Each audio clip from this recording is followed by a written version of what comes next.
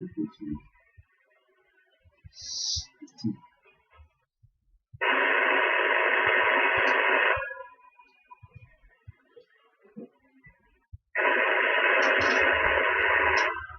good afternoon, everybody. This is the Gulf Harbour Radio ZMH 286 on a rather dismal, cold and chilly evening here at Gulf Harbour, New Zealand. It is 100% cloudy, very cold south, and that wasn't south, it's gone to the north actually, you wouldn't know it because it is very, very chilly, at 16 degrees outside. It's been pretty miserable all day actually, and probably a very good time to think about going to the islands. Just a bit of information before we start our official start time at 5:15, which is 0515 UTC. We're talking at the moment to Vingalot on their way. It's a very good passage window. But anyway, David might talk about passage windows shortly. But anyway, the COVID business, the testing of COVID, just for those people that are not living from a large centre, such as Auckland, where there is a choice of COVID testing facilities. Although I believe it's not all that good on the weekends. But anyway, I'm sure people will work that out. But if you are leaving from Opua, which of course is a good sensible place to leave from, cuts the time down a little bit, it is not so easy. First of all, I checked with the baby testing place in Pahia. There's only one doctor and one nurse, and they absolutely cannot cope with cruises for COVID testing. Their priority is the local community, of course. They might be able to do one or two, but they're certainly not open on the weekend. They only do it a couple of times a week. So what you do if you are in Opua is you have to get to Kerikeri. I put the telephone number of the doctors at Kerikeri on the website. It's actually under the news flash on the COVID-19 for the 2021 season. You call them up, you book an appointment, and you go along when your time is there. It's $250 per person. You take along your money and your passport, and you fill out a lot of paperwork because when the result comes back, the negative result comes back, presumably negative, you will get an official email which you can then forward on to Fiji. So you do need to book that. It's quite a performance really, because you have to then get your permit to go and leave within 72 hours of the test being done. So you do need to be fairly convinced, in fact really convinced about your departure day, because at $250 a test you really don't want to be racking up too many tests. Last year a boat actually ended up doing 3 tests for all their crew. After the first 2, they decided to contact us, and the next one was a go. But yes, that's the procedure, and then you're off and away. So they are organised at Kerikeri for that. They are not open on the weekends. It's a Monday to Friday thing. That is a bit of a problem, particularly if the results don't come back. But the lab, once the test is done and off to the lab, you don't have to worry about the Kerikeri boat. You'll be getting it straight, the information straight from the lab people. So that's the situation on COVID testing from Kerikeri if you are in Opua. I'm sure it's a little bit easier in Whangarei, being a bigger centre, but I suspect the case of no weekend testing will be there. I'm going to check that today. All right, we have Vingalot. Are you on frequency? This is Gulf Harbour Radio. Gulf Harbour Radio. This is Vingalot, and receiving you loud and clear. I'll just go straight ahead with our position. 2 degrees 20 south, 179 degrees 32 minutes east. Our current course over ground is 020, we have a true wind speed of 20 knots. The wind is coming from degrees true, and each degree true swell is reduced to about 1.5 meters comfortable sea over. Alright, yes, you're cutting in and out again a bit tonight, Charles. I think I'll go right through it. David's just asked what's the wind direction, 70 degrees true. So Vingalot's position on their way to Fiji from Auckland, 22 degrees 20 south, 179 degrees 32 east, steering 020 true, and I have not got the boat speed. 20 knots from just north of east. That, according to the one I use, is exactly what the model says. I'll talk to David in a minute.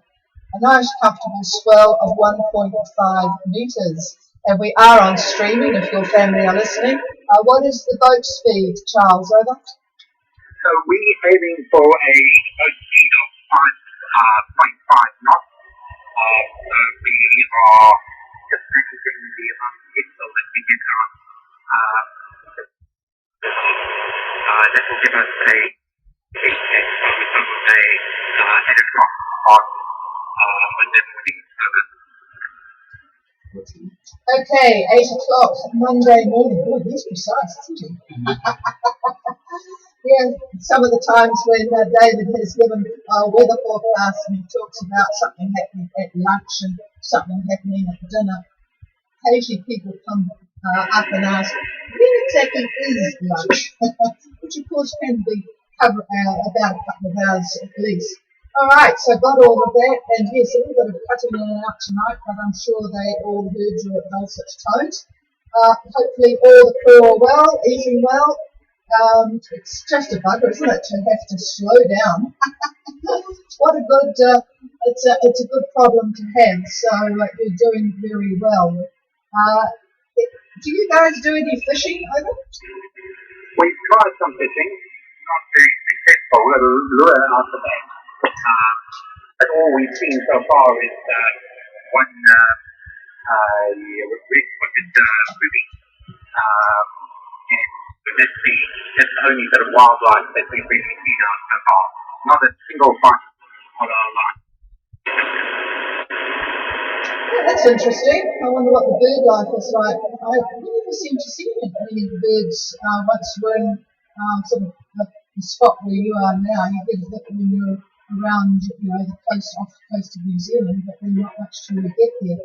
All right, I asked marine traffic about your question on the MIBs, and they replied promptly. I have a really good contact, a technical guy that is working with me on our satellite system here.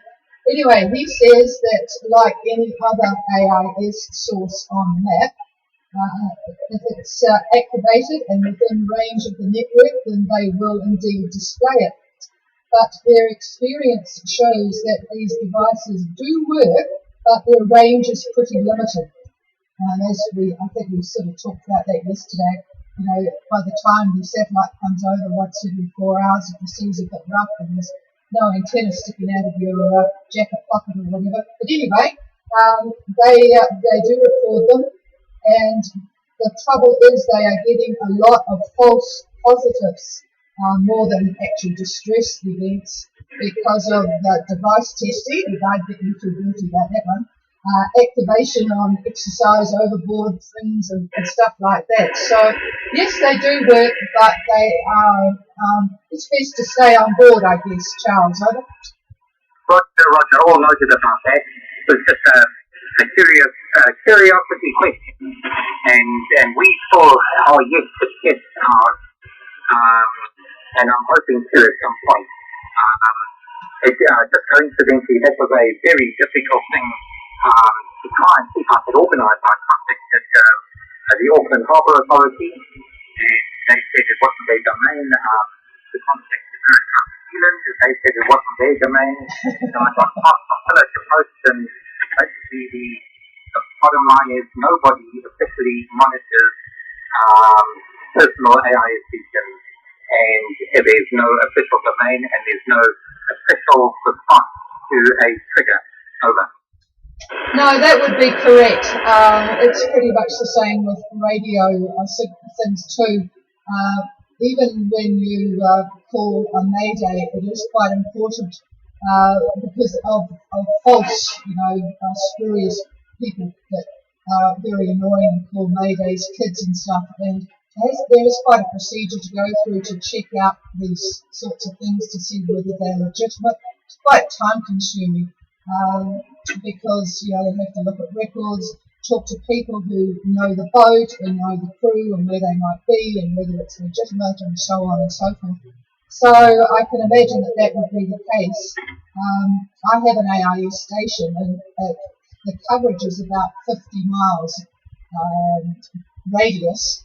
So it's, I guess if I sat at the computer and we waited for the satellite pass, one could certainly work it out. But yes, it's certainly a little bit difficult. Maybe sometime in the future, but given that it's pretty much the same as a boat, until you have initiated a call, a mayday call, then it's very useful, of course, because they can look in a particular area. But the call would have to be initiated, Charles. All noted there, Patricia, and just out of interest, comment on the COVID testing we see in our students. And the first test results were given to us on email, but not on a lab letterhead. And they've got to have the lab test letterhead on them. Otherwise, they're not acceptable for PE programs. Yeah, it's interesting you should say that because the girl in Kerry assured me that it would be on a letterhead. So I think when people go for their tests, they need, particularly if this result is going to come back in the weekend, they really need to find out who they can contact, a cell phone number, if it doesn't come back with the letterhead. But they probably just need to confirm with the people at Kerry in this case to make a note that they do need the letterhead. Yeah, thank you for raising that. So people that are listening, and good evening to John on XSX Strike in Brisbane, and also Nigel listening to us in Cook Islands.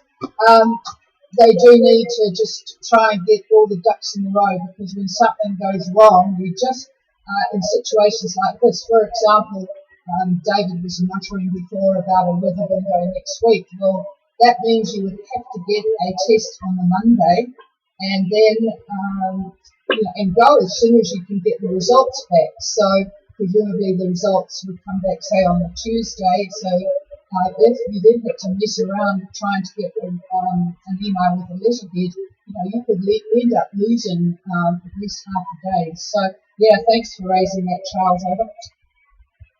So just to further expand on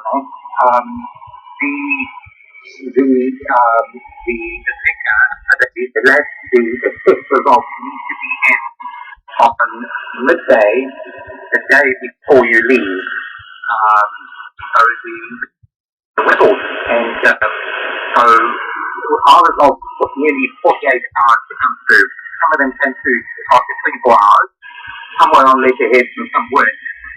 So produced a huge amount of frustration, and eventually we got them through with 15 minutes to spare on the Thursday so that we could leave on the Friday. So that was quite a mission, I have to say. Also, because you need to wait until you've got approval from CT to do the next bit. So it really is trying to get all one's ducks in a row and get all the stars to align, which is quite stressful. As the actual testing, we were able to schedule CT, and we just did our whole crew all in one shot. And I must have to say, as quick as we the longest bit was the paperwork. The actual testing took about 5 minutes to get all of it done. Over. Okay, I'm just going to repeat that because you cut in and out of it and other people will be listening. So when you get your test, just to confirm that you do need to remind them that the result needs to come back on letterhead, and the result needs to be in by midday of the day before you leave for Fiji. So the results need to be back in, and I'll just clarify with you, the result needs to be back in the day before you leave, and then presumably you send that to Fiji and they get back to you pretty promptly. Is that correct, Charles? So you have to send it to the yachting agent that you're using, and our yachting agent said the deadline was, I think it was a 12 deadline, that we had to get it in by, and we got it deadline by 5 o'clock that evening, with a go-ahead and a certificate for that, and we had pre-arranged for departure with customs for 11 o'clock the following day. So it was all looking pretty fine when you consider that we had done the test at 4 o'clock 2 days prior, and so that meant that there was only a small window. We only basically had 5 hours to get going, and otherwise we would have had to repeat the process over. Okay, now do you have any feel for Fiji in the weekends? I mean, you were fortunate in that you got all this done during the weekday. Did you get any clue as to what would happen if, for example, your agent got back to you 5 o'clock on the Friday? Well, no. Perhaps your results came back and you then had to work with the agent on Saturday. Would that have worked or not, over? So the deal I got from the yachting agent was it would have worked, providing you gave them notice on the Friday that the results were going to be in by a certain time on the Saturday or Sunday. So you can actually organise that for the weekend, providing they've got notice of the officials can come into the office to process the paperwork over. Oh, okay. So it would be okay with the agent, but the agent then presumably takes the responsibility of working with the authorities in Fiji. Is that correct? Roger. Yeah. Okay. Boy, you really have to want to leave this cold, miserable weather, don't you? Oh, it's not that bad, says David, goodness, but he's the one that tells me he's right first thing in the morning. Yeah, that's why it's not bad, he says. All right, is there anything else from your end, Charles, over? Negative.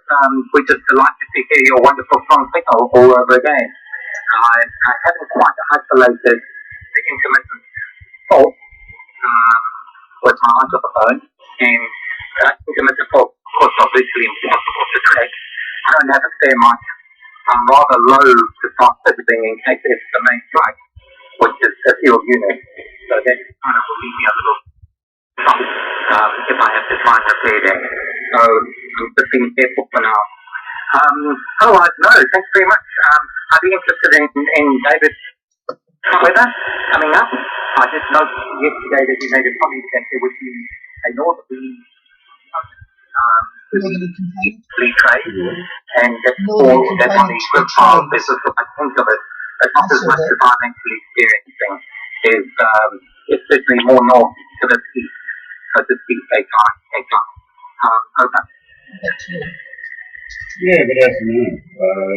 Well, from what I can see, the high, just big high, that's giving you such a great time, is very, very slowly moving east. And so you being on the western side of it, that's the reason you're getting this bit of a shift of wind to the north. That should change.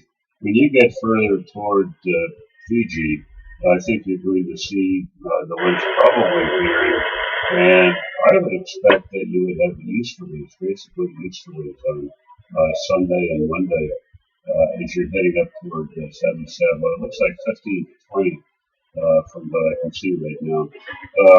It's going to be an interesting situation. Right now we've got a jet streak that's running from Australia east, basically over Vanuatu, and then it cuts south a little bit, and then it continues eastward. And what that's doing is the intake of that streak is causing a low to form, and that low is just to the west of Vanuatu now. But anyhow, there is a secondary trough from that due to the streak that is essentially over Rotuma, and cloud is eking its way toward Fiji. So I think we talked about that trough on your arrival. I think that maybe you're going to have certainly cloud, probably occasional showers in that. And I don't think it's going to matter whether you get in on Sunday or Monday.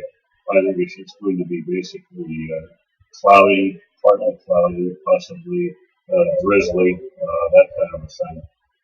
The winds just don't look much more than what I said, but they do look more of an easterly quadrant, which is what we want.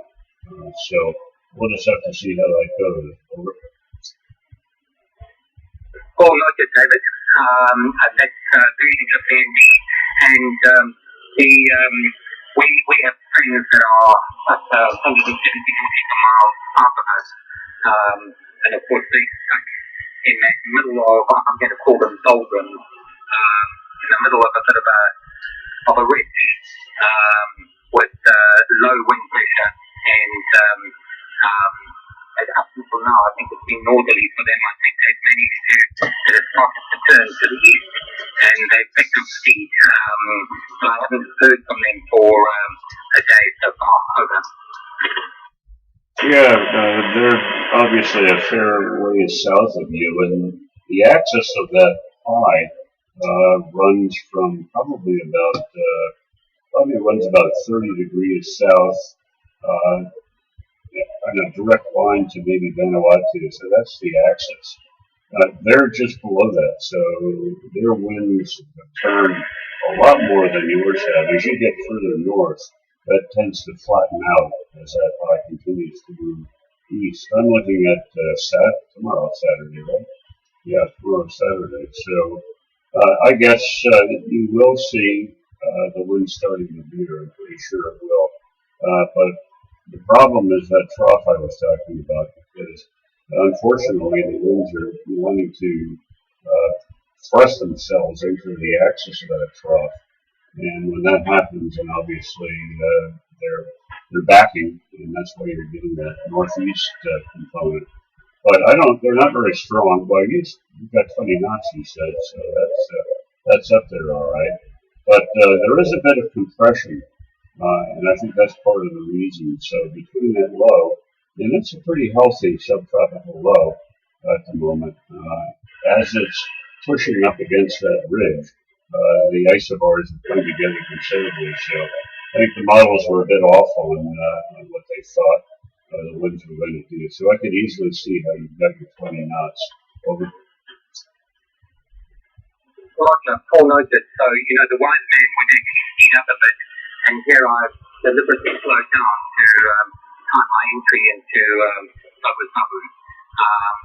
But anyway, I've been looking at it, and I think we should be all right. We might just stay with the plan. We've already given notice of our arrival. I'm not too sure in these COVID times how accurate you've got to be with letting them know about your arrival. Certainly, I know that they don't permit you to come in after dark. So it's got to be a daytime arrival. So we, the option for us is to speed up and hope to just before Sabu Bay as we wait for daybreak. Over. Yeah, that's right. The isobars are going to tend east-west as you get up around 21 degrees, like that, maybe 22 degrees. But just below that, that's where they make their bend. That's where the axis is, and that's what's giving you that bit of strife right now. And the other boat, knots, whatever they are, it's not this, not that. I don't know what it is. But anyhow, yeah, they're in worse shape because of that. So you're definitely doing better being further north. So I think we'll see an improvement.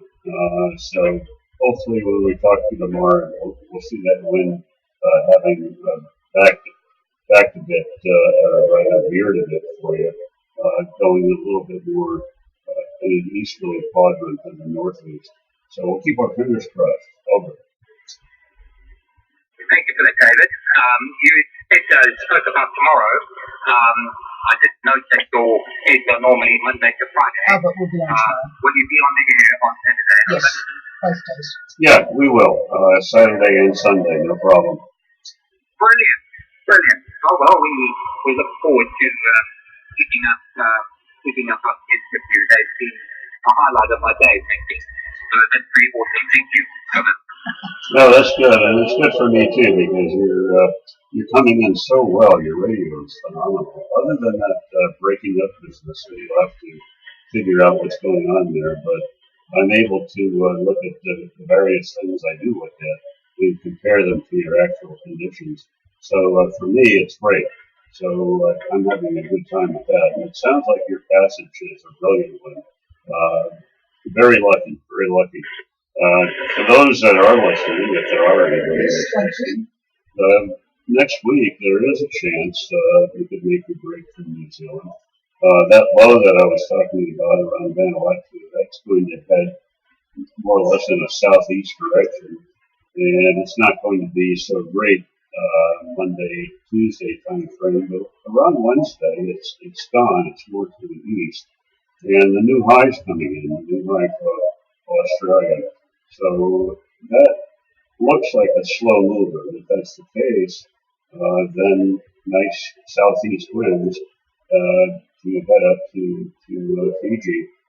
Probably have to do a bit of easting because of that wind direction. But anyhow, we'll have to see how that goes. Okay, that's about all I can think of, Charles. Hang on here. Nope, here's Patricia. All right, it's interesting to see Bino in Maine and on frequency. Hello to you guys up there. I hope there's a heater on Helena, that's for sure. With the cold temperatures that we've been having, I noticed that one of the Russell boats, Christian, took off to Great Barrier, but it's just as cold over there. And hello to Alison and Jeff and John Starr, of course. All right, I'm going to try and find Fusio. Fusio, are you on frequency, Warwick or Ronnie? Fusio.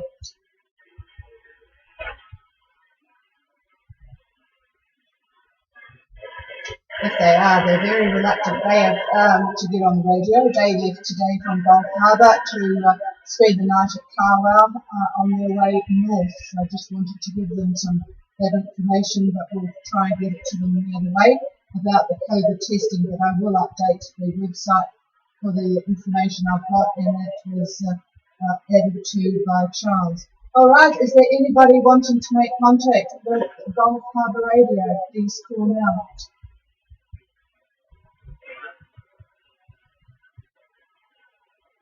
No, nothing heard. All right, well, the crew on Wingalot have a very good evening up there in the room. And think of us with our sweaters on, and the air conditioning unit is on. So we will be quite fabulous, particularly when we get to Fiji. All right, that's it from us. I'll just stand by for a while, just in case, for half a minute before we go back into the room. And we'll be back on air tomorrow night and the next night, despite what I say on the website. Cheers, everybody, especially to the crew on Wingalot. Cheers to Patricia and David. Thank you very much. And just out of interest, the outside temperatures at balmy 25 degrees.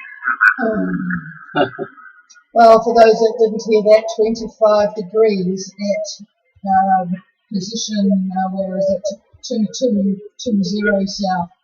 Lovely. All right. Cheers to you, Paul, and Gulf Harbour Radio standing by.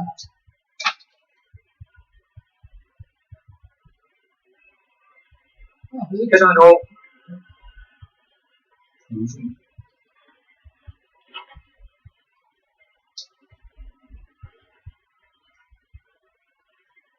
This actually worked, the streaming tonight. I'm just going to see what it said. It's muttering about the video. Please check the video resolution. And I'm not videoing, which is not optimal. Well, who cares? It's not optimal.